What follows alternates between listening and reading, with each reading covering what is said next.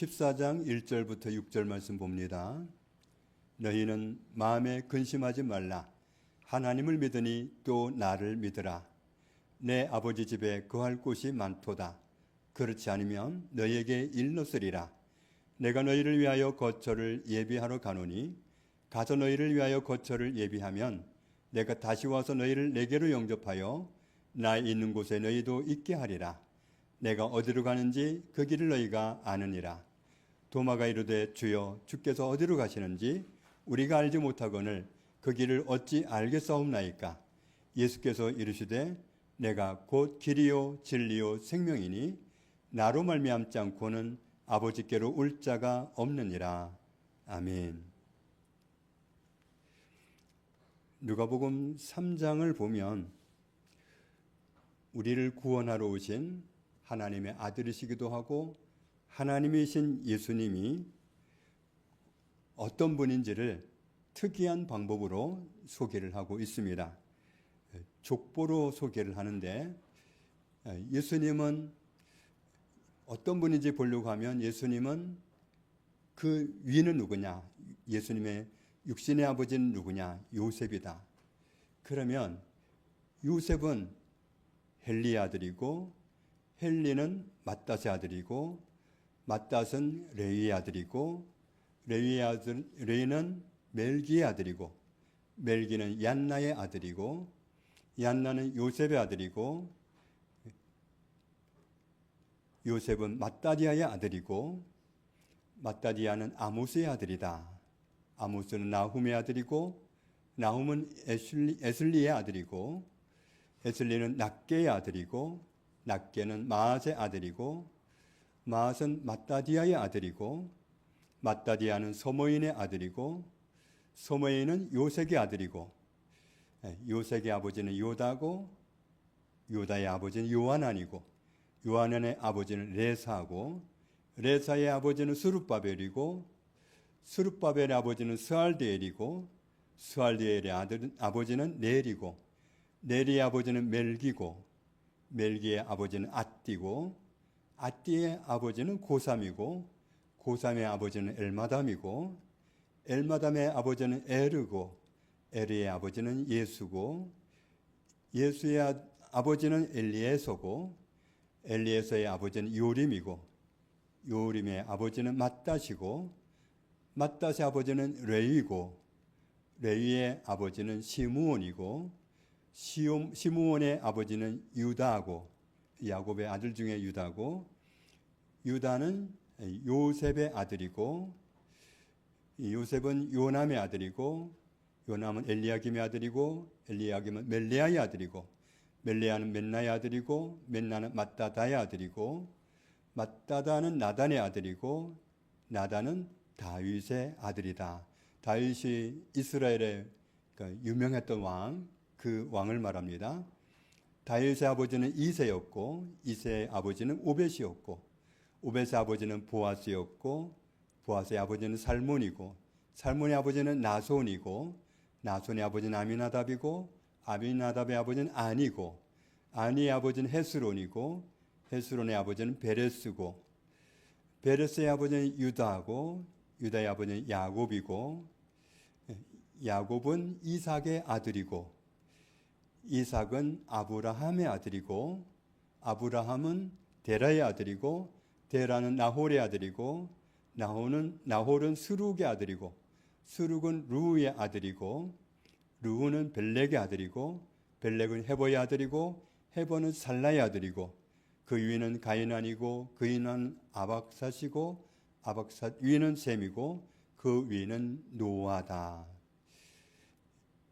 그리고 위는 레멕이고 그 위는 이 세상에서 가장 오래 살았던 무두셀라고 그 위는 에녹이고 그 위는 야렛이고 그 위는 마할랄렐이고 그 위는 가인안이고 그 위는 에노스고 그 위는 셋이고 그 위는 이 세상의 맨 처음 사람 아담이고 아담은 어떻게 태어났는가 봤더니 하나님이 창조하셔서 존재하게 되었습니다. 이렇게 모든 사람은 위로 올라가 보면 결국은 우리 족보도 마찬가지예요. 어떤 사람이든지 올라가면 결국은 노아로 올라가게 됩니다. 왜냐하면 노아 시대에 대홍수가 있었잖아요. 하나님이 노아에게 정말 이 세상을 용납할 수가 없어서 내가 이 땅을 심판하겠다. 그러면서 땅 위에 움직이는 생물이 다 죽게 하겠다. 새도 가축도 들짐승도 땅에 기는 모든 것도 모든 사람도 다 멸망시키는 홍수를 내리겠다고 노아 시대에 말씀하셨습니다. 그래서 육지에 있어서 코로 숨쉬는 모든 존재는 그때 홍수로 인해서 다 죽었습니다. 그래서 오직 노아의 가족 말고는 그 시대에 살아남은 사람은 이 지구상에 한 명도 없이 온 지구상이 홍수로 다 뒤덮였었고 코로 숨쉬는 모든 존재가 다 죽었습니다. 그러니까 결국은 올라가면 결국 모든 사람은 노아까지 올라가는 거죠. 그리고 더 올라가면 결국은 우리 맨 처음 조상은 아담이고 더 올라가면 결국은 하나님이 우리를 지으셨다고 하는 이 결론 앞에서 모든 사람은 인정할 수밖에 없습니다.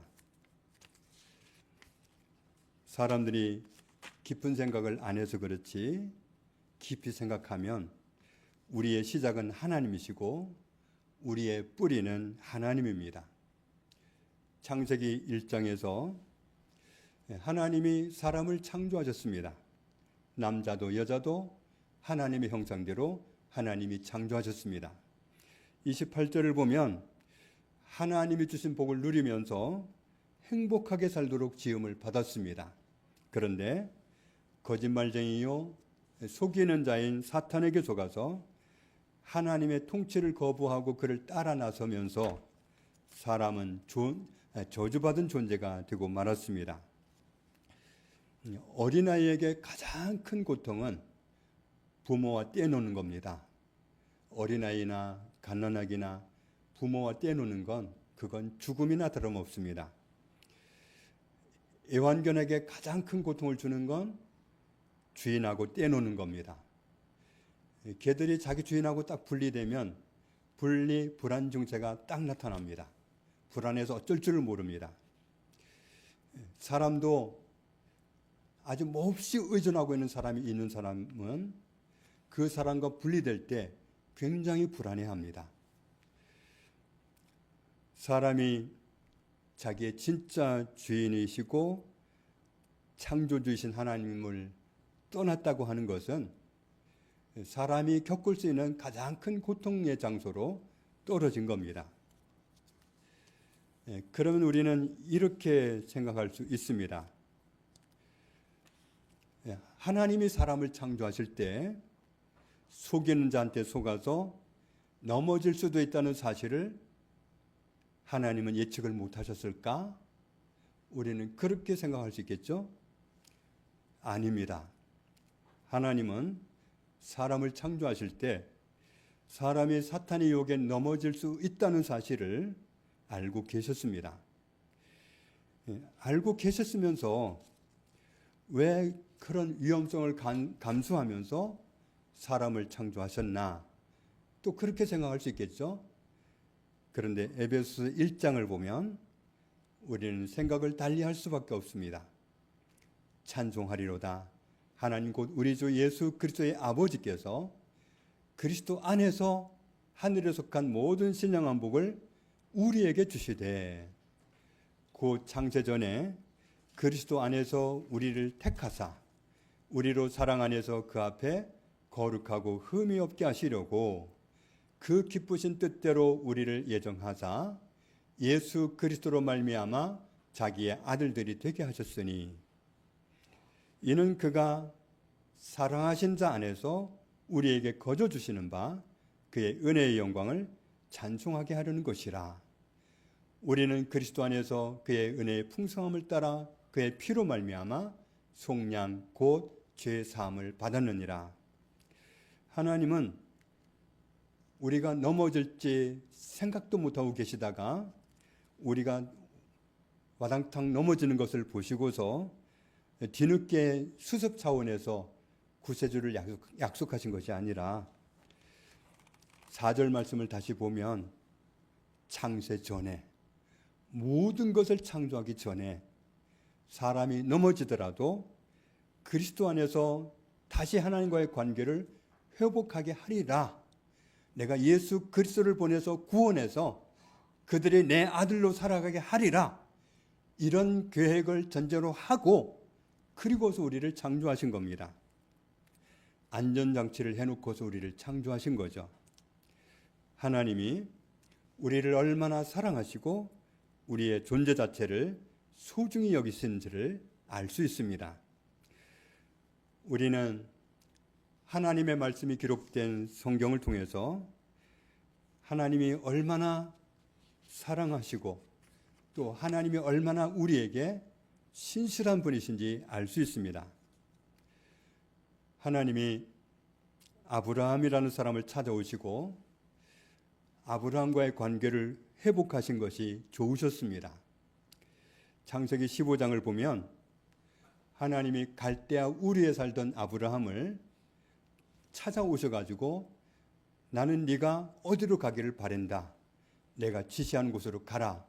그러면서 원래 삶의 터전을 마련하고 있던 아브라함에게 그 터전을 벗어나서 떠나라고 말씀합니다.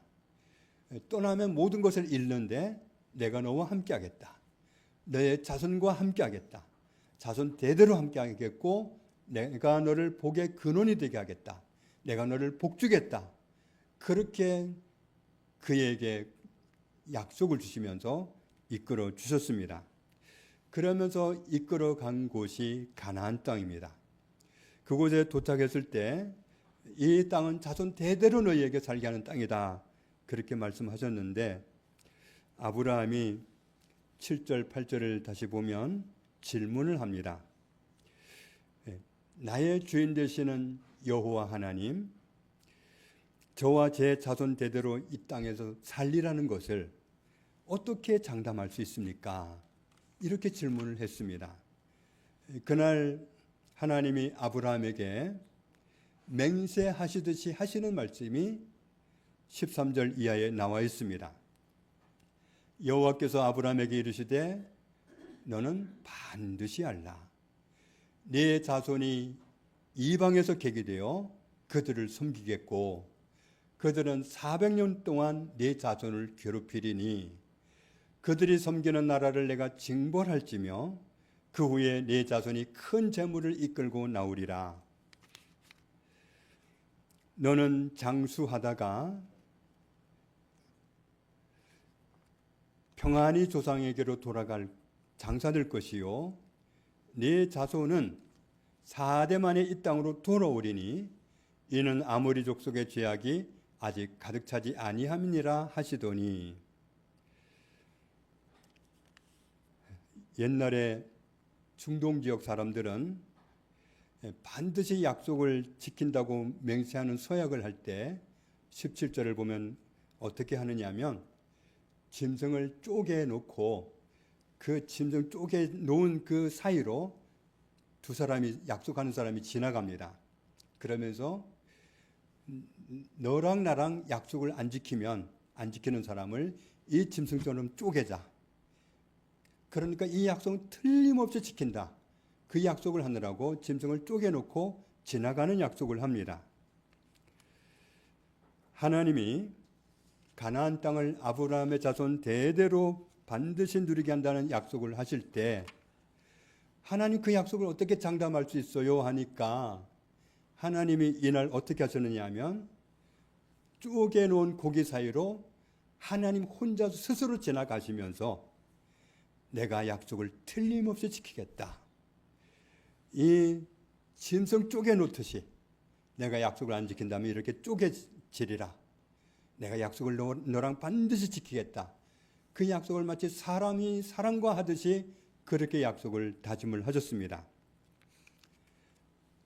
사실 이때는 아브라함은 자손도 없고 우리가 쭉 지켜봐서 알지만 아브라함이 자손을 가질 수는 있을지 정말 25년 기다려서 나왔으니까 자손을 가질 때까지도 시간이 많이 걸렸으니까 정말 아브라함에게 자손이나 있을까?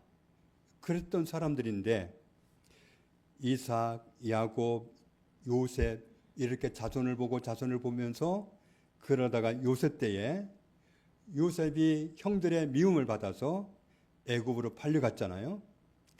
그리고 그게 계기가 돼가지고 나중에 요셉이 애굽의 국무총리가 되고 그리고 애굽뿐만 아니라 온 세상에 아주 극심한 흉년이 닥칠 것을 하나님을 통해서 알게 돼가지고 풍년을 대비하고 흉년을 대비하고 그런 지혜로운 국무총리가 되어서 애굽만 아니라 온 세상 사람을 양식을 저축했다가 살리는 그런 훌륭한 총리가 되었을 때 그런 요셉 때문에 야곱의 자손들이 다 애굽으로 이주해서 갔잖아요. 그리고 400년 이상 4대를 그곳에 살다가 그쯤 됐으면 나와야 되는데 사실 하나님의 약속은 나오는 거지만 그 시대 정치적인 상황으로 봐서는 나올 수가 없어요. 바로왕이 놓아주질 않기 때문에 해방이 될 수가 없습니다. 그래서 사람에게는 의지할 데 없으니까 하나님 우리를 해방시켜 주십시오. 부르짖으면서 그들이 그 고통하는 땅에서 기도했을 때 하나님이 모세라는 인물을 리더로 세워주시고 그들을 구원해 주셨습니다. 그래서 그들이 애굽을 나올 때는 그렇게 놓아주지 않더니 하나님이 얼마나 두려운지 체감했기 때문에 애굽 사람들이 쫓아내듯이 이스라엘 백성들을 가라고 내쫓듯이 보내줬습니다. 아브라함의 자손을 그렇게 해방시켜 주셔서 정말 오래전에 아브라함에게 약속하셨던 대로 4대 만에 400여 년 만에 정확하게 그 땅으로 다시 돌아왔습니다. 하나님이 아브라함에게 가나안 땅을 너와 너의 자손에게 대대로 살게 해주리라 그렇게 약속하시면서 잃어버렸다가라도 찾게 해주마 하는 약속을 주시는 말씀이 너희 자손이 객이 되어서 남의 나라 땅을 가가지고 섬기다가 4대 만에 400년 만에 돌아오리라고 그렇게 말씀하셨던 겁니다. 실제로 아브라함의 자손이 가나안 땅을 그보다 더 오래 떠난 적이 있습니다. 로마 속국 시절에 유대인들이 반란을 일으켰다가 그때 너무 미움을 사가지고 이스라엘 백성들이 쫓겨났습니다. 유대 땅에서 쫓겨나면서 그러면서 온 세상으로 흩어지는 디아스포라가 되면서 많은 유대인들이 유럽에 가서 살았습니다. 강제 이주를 당하기도 하고 또 갈 데가 없으니까 가기도 하고 그렇게 갔었는데 그러다가 유럽 전역으로 흩어져 살던 디아스포라 유대인들이 어느 순간에 우리 돌아가자 이런 움직임이 일어나 가지고 팔레스타인으로 돌아갔는데 그게 얼마 만에 돌아간 거냐면 거의 2000년 만에 돌아갔습니다. 그래서 2000년을 유럽 쪽에 가서 살다가 돌아와 가지고 2000년 만에 돌아오니까 이미 앞전에 400년 만에 돌아왔을 때도 다른 사람들이 와 살고 있었는데 2000년 동안 떠나 있다고 와보니 다른 사람들이 살고 있는 건 뻔하지요. 그런데 와가지고 여기 우리 땅이니까 나가라고 나 쫓아버리고 그래가지고 지금까지 싸우고 있는 거 아닙니까? 팔레스타인에 2000년 동안 그 사이와 살고 있던 사람들은 이슬람 사람들이었습니다. 이슬람 사람들은 자기들도 조상이 아브라함이라고 생각을 하고 그러면서 이스마엘이 자기 조상이라고 얘기하고 이슬람은 성경을 교묘하게 편집을 해가지고 이삭이 아니라 이스마엘이 유산을 물려받은 그런 장자다 그래가지고 팔레스타인은 자기 땅이라는 거예요. 그러니까 이 야곱의 자손들은 무슨 가짜 문서를 가지고 와서 그런 엉터리 소리 하냐 그러면서 나가라고. 그렇게 지금까지 싸우고 있는 겁니다. 그러니까 2000년을 갔다가 와도 자기 땅을 차지할 수 있는 건 있을 수가 없는 일입니다. 그런데 지금은 이 사람들을 당해낼 수 있는 나라가 없고 이 사람들을 당해낼 수 있는 군대가 없습니다. 아브라함의 자손을 아무도 함부로 할 수가 없는 그런 사람들인데, 이유는 하나님이 그들에게 그 땅을 자손 대대로 주겠다고 그 쪼개 놓은 고개 사이로 하나님이 직접 지나가시면서 맹세로 약속하신 땅이기 때문에 방법이 없는 겁니다. 하나님이 얼마나 신실하신지 알 수 있습니다. 신실하신 하나님이 약속하신 말씀대로 예수 그리스도를 구세주로 보내주셨습니다. 갈라디아서 3장을 보면 그리스도께서 우리를 위하여 저주를 받은 바 되사 율법의 저주에서 우리를 속량하셨으니 기록된 바 나무에 달린 자마다 저주 아래에 있는 자라 하였습니다. 이는 그리스도 예수 안에서 아브라함의 복이 이방인에게 미치게 하고 또 우리로 하여금 믿음으로 말미암아 성령의 약속을 받게 하려 함이라. 하나님은 정확하게 약속을 이루어 주셨습니다. 갈라디아서 1장 4절에 같이 읽습니다.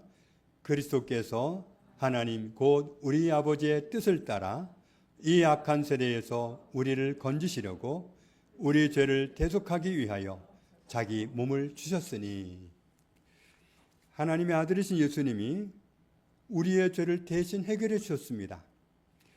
우리의 죄를 없애주시려고 우리 대신 죽으셨다가 부활하신 예수님으로 인해서 우리는 죄를 용서받았고 하나님을 가까이 할 수 있게 되었고 하나님을 모시고 살 수 있게 되었습니다. 사도행전 4장을 보면 다른 구원자가 있는지 우리 같이 읽겠습니다. 다른 이로서는 구원을 받을 수 없나니 천하 사람 중에 구원을 받을 만한 다른 이름을 우리에게 주신 일이 없음이라 하였더라.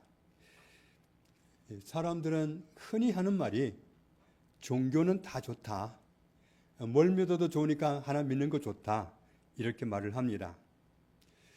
그러나 우리를 창조하신 하나님과의 관계를 회복할 수 있게 하고 하나님을 떠나서 저주 아래 있던 우리가 하나님을 다시 모시고 살 수 있게 하는 그 구원에는 예수 그리스도 말고는 하나님이 허락하신 구원자가 없습니다.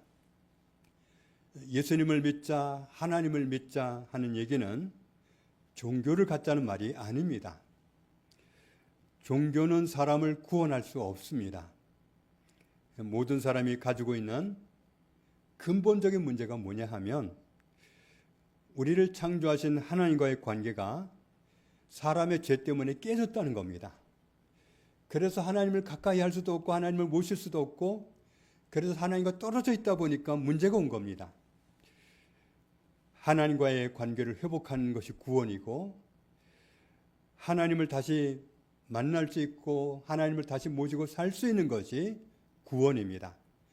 그러려면 해결돼야 될 게 뭐냐면 우리 안에 있는 죄입니다. 죄가 없어져야 하나님을 모실 수 있지, 죄가 있는 상태로는 하나님 오실 수가 없고 죄가 있는 상태로 하나님을 불러드릴 수가 없습니다.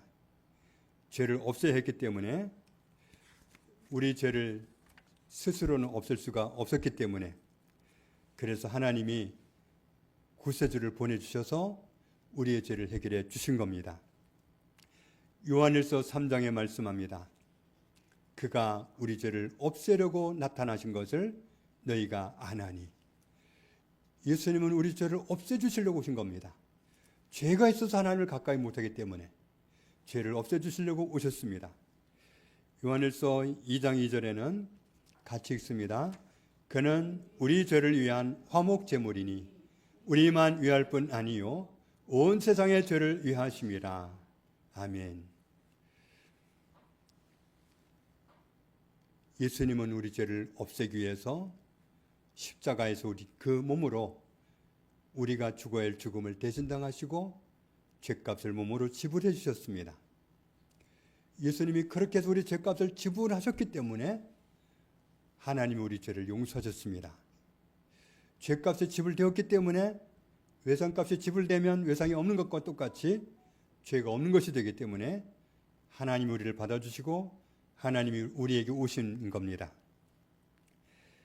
요한복음 14장에 말씀합니다. 너희는 마음에 근심하지 말라. 하나님을 믿으니 또 나를 믿으라. 예수님도 하나님이기 때문에 하나님을 믿는 것처럼 예수님을 믿으라. 하나님은 믿음의 대상입니다. 예수님도 하나님이기 때문에 믿음의 대상입니다. 믿을 수 있습니다. 얼마나 정확하게 약속을 지키신지 봤잖아요. 400년이 지나도 차지할 수 있고 2000년 만에 돌아와도 차지할 수 있도록 하나님의 약속은 변하지 않습니다. 야, 그 땅 살게 해주려고 했는데 400년 만에 와보니까 다른 사람 살고 있어서 안 되겠다. 2000년 만에 와보니까 사람 살고 있어서 안 되겠지. 하나님이 그렇게 약속을 변하지 않습니다. 하나님은 믿음의 대상입니다. 그러나 사람은 믿음의 대상이 아닙니다.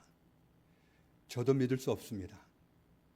사람은 이해해주고 용납해주고 용서해주고 때로는 속아주기까지도 하고 그러면서 사랑할 대상이지, 사람은 사랑할 대상이지 믿음의 대상이 아닙니다.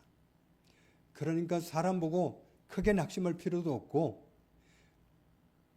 사람은 사랑할 대상이지, 부족하기 때문에 사랑할 대상이지, 이해할 대상이지, 포용할 대상이지 믿음의 대상이 아닙니다.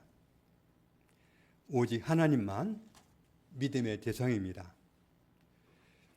사람을 믿는 건 실수하는 겁니다. 그러나 하나님을 믿지 않는 건 범죄하는 겁니다. 신실하신 하나님이신 예수님이 2절 이하의 말씀을 보면 내 아버지 집에 거할 곳이 많도다. 그렇지 않으면 너희에게 일렀으리라. 내가 너희를 위하여 거처를 예비하러 가노니. 예수님은 아버지 나라 하나님 나라에 우리가 있을 거처를 예비하러 가신다. 가서 너희를 위하여 거처를 예비하면 내가 다시 와서 너희를 내게로 영접하여 나 있는 곳에 너희도 있게 하리라. 그리고는 6절에 말씀합니다. 같이 읽습니다. 예수께서 이르시되 내가 곧 길이요 진리요 생명이니 나로 말미암지 않고는 아버지께로 올 자가 없느니라. 예수님이 길이시고 진리이시고 생명이십니다. 예수님과 함께 있는 것이 살 길이고 하나님 나라로 갈 수 있는 길입니다. 예수님 말고 다른 것 붙잡아 가지고는 하나님께로 갈 수 없습니다. 하나님 나라로 갈 수 없습니다. 이 세상을 떠나갈 때 예수님 없이는 하나님의 나라 갈 수 없습니다. 예수님이 계셔야 하나님의 나라로 갈 수 있습니다. 예수님을 모시고 예수님과 함께 사는 사람이 마땅히 사람이 가야 할 길로 가게 됩니다. 그리고 예수님은 하나님이시기 때문에 진리라고 말씀합니다. 진리의 원어는 가리워져 있지 않은 상태를 말합니다. 진리가 있는데 가리워져 있으면 안 보입니다. 가리워 놓고 거짓말을 하는 거죠. 진리의 반대는 거짓입니다.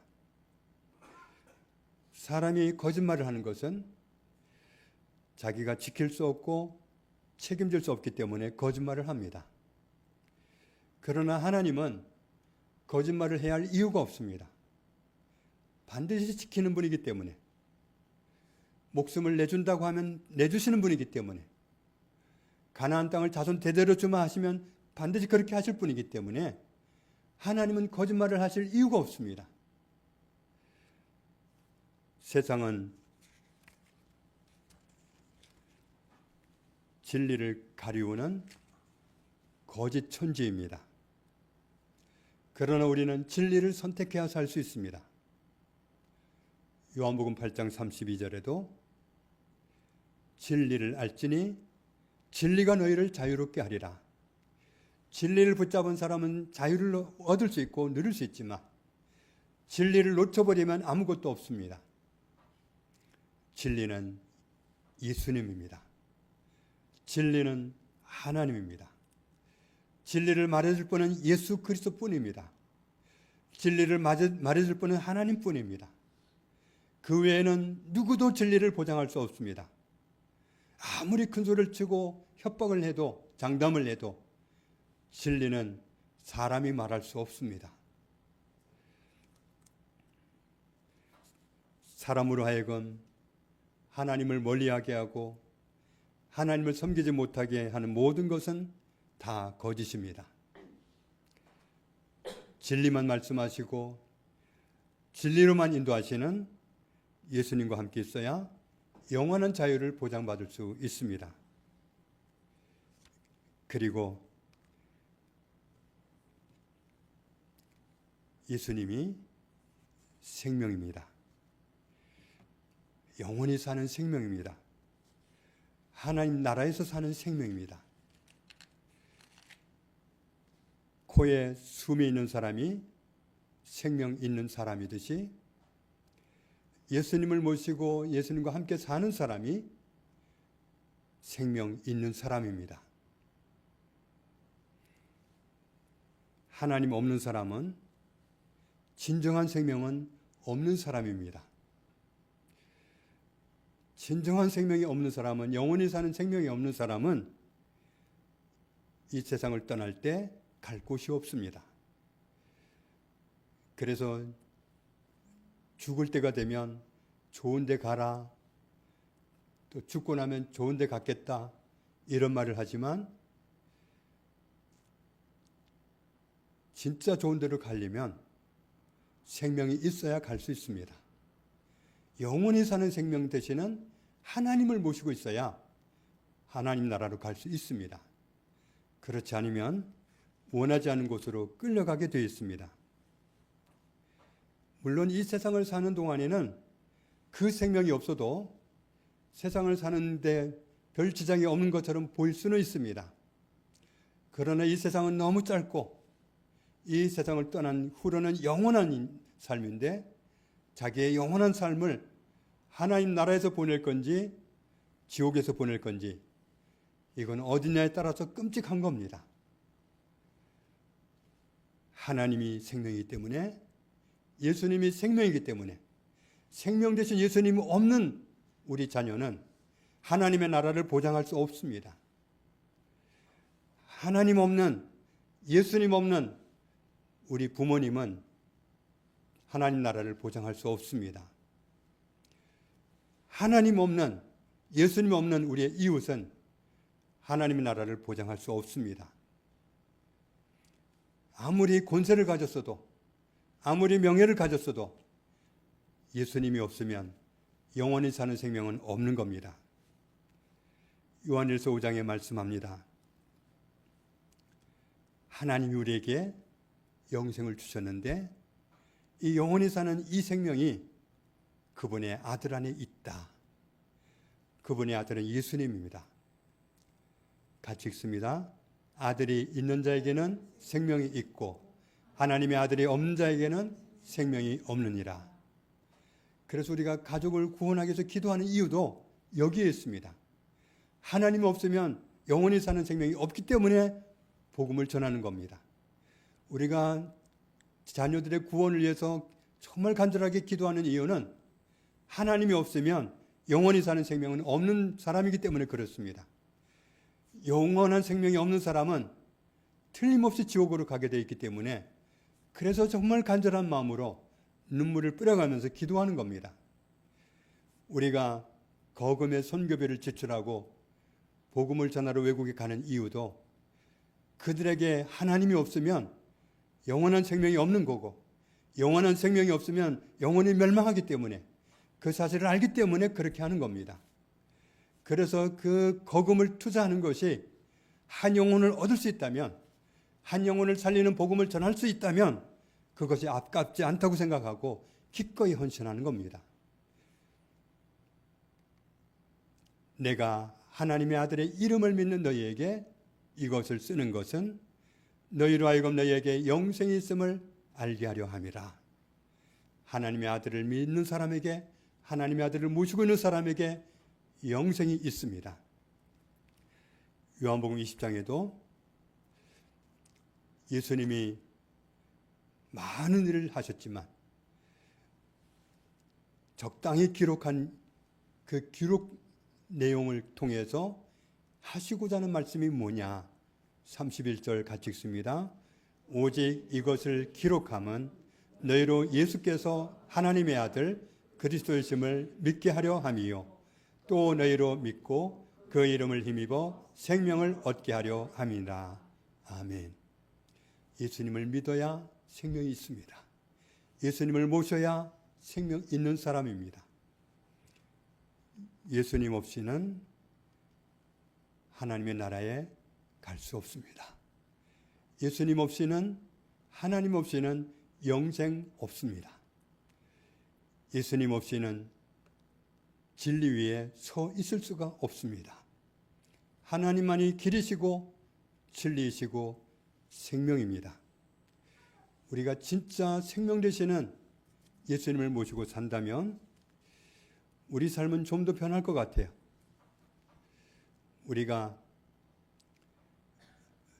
집에 어떤 집사님을 모시고 있다면, 잠시 놀러 온 집사님이 계시다면, 그러면 가족 간에 좀 다툴 만한 일이 있어도 다투지 않겠죠?